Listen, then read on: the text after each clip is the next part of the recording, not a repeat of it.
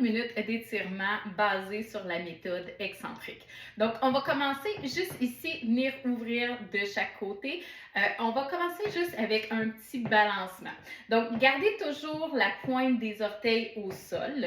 Donc, on veut aller chercher l'allongement. Okay? Donc, de vraiment vous grandir dans votre posture, ouvrir les épaules et on va venir juste rouler les épaules vers l'arrière.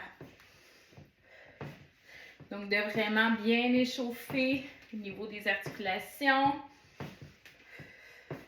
Maintenant, ici, on va garder les pieds au sol et juste ici, on vient chercher l'allongement. Donc, vraiment, toujours sous forme de mouvement. On veut aller pousser les hanches vers l'arrière, vous asseoir vers l'arrière. Assurez-vous que le genou ne dépasse pas les orteils. Et allez doucement dans l'étirement. Maintenant ici, on va garder la hanche descendue. Okay? Pensez vraiment comme une table et on vient allonger loin de côté. Et on ramène de l'autre côté. Allonge. Et ramène. Inspire. Expire. Faites attention de garder les genoux en ligne avec les orteils. Toujours les hanches descendues. Faites attention de ne pas soulever les hanches. On revient ici. On rapproche les pieds. Inspire. Amène les coudes vers l'avant. Fléchis les genoux. Bascule les hanches vers l'intérieur. Okay, donc, on veut faire un rond. Et on vient enrouler. Une vertèbre à la fois jusqu'au sol. Donc ici, laissez votre tête lourde. On vient attraper derrière les coudes. Petite balance de chaque côté.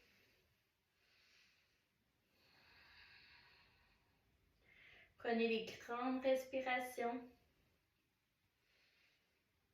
On descend les bras vers le sol. Fléchis les genoux. Déroule une vertèbre à la fois.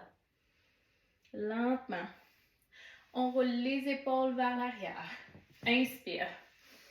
Ici, allonge un bras.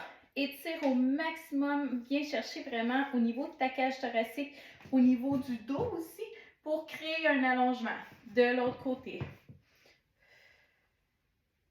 Les deux bras vers le haut. Toujours ici, le poids dans les orteils. Donc, vous pouvez décoller un petit peu les talons. Pousse les bras légèrement vers l'arrière et on vient fléchir les coudes pour ouvrir vers l'arrière. Donc, ça se peut que vous entendiez des petits crunch-crunch. Okay? C'est normal, c'est vraiment dû au fait qu'on vient, il y a des fascias. Okay? Donc, on vient décoller les fascias de notre corps. On reprend. Inspire. Amène les coudes vers l'avant. Sépare les omoplates. Fléchis les genoux. Bascule les hanches à l'intérieur. Un vrai dos rond. Et on enroule. Une vertèbre à la fois. Descends les mains au sol. On vient ici. Les pieds légèrement distancés. On traverse les mains vers le côté droit.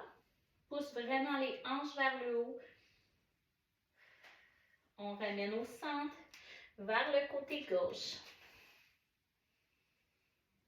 On devrait sentir derrière la cuisse au niveau de l'ischio. On ramène vers le centre. Fléchis les genoux, lentement on déroule. Une vertèbre à la fois. On roule les épaules vers l'arrière. Inspire. Allonge. De l'autre côté, expire. Les deux bras vers le haut, les deux bras vers l'arrière, le poids dans les orteils. On fléchit les coudes, super important, et on vient pousser les bras vers l'arrière. On va revenir maintenant avec la chaise. Donc ici, on va terminer l'étirement au niveau du dos. Donc, je viens appuyer les mains sur la chaise. Super important, on ne met pas de poids sur nos épaules. Donc ici, je viens pousser mes hanches vers l'arrière. Donc, je peux étirer au maximum au niveau de mon dos sans mettre de poids dans mes épaules. Okay? Donc, si on vient fléchir, je vais vous le montrer un petit peu de devant. Donc, si je viens fléchir un côté, on va sentir l'étirement dans notre dos et on va faire la même chose. De l'autre côté, on fléchit le genou, pousse les hanches, diagonale opposée. Encore une fois. Et de l'autre côté, on ramène vers le centre, amène les mains sur la mi-cuisse, on déroule une vertèbre à la fois. On termine ça avec une belle inspiration. Expire. Encore une fois. Expire. Et voilà. Donc, juste un petit 5 minutes comme ça d'étirement peut vraiment faire une grosse différence dans vos articulations, dans votre corps et de venir aider aussi au niveau de la taille, du tonus, au niveau de la sangle abdominale. Donc, on lâche pas, gang. 5 minutes, c'est tout ce que ça prend pour que le corps puisse être actif.